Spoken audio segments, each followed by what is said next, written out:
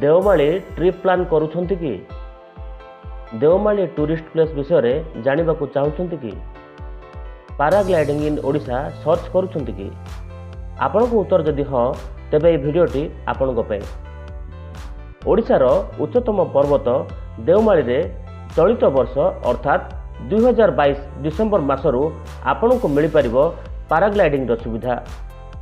हाँ यह कह जापर पैराग्लाइडिंग इन ओडिशा तालिका रे एबे रहिबो देवमाली ना एथिपई प्रस्तुति सरिथिबा सूचना मिली।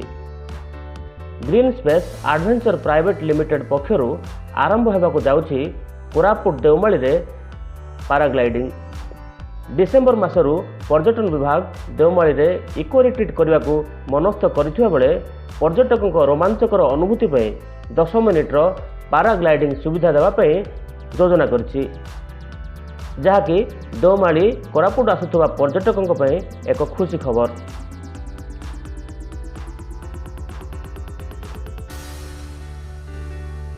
देवमाली रे पैराग्लाइडिंग दुस्साहसिक क्रीड़ा रे भाग नेउथिबा पर्यटकों को निश्चित भाव में एक भिन्न अनुभूति देव। एथिपई हिमालय अंचल अभिज्ञ प्रशिक्षक आसिछंती। गत 1.5 मास हेब एथिपई ट्रायल रन सरिछि।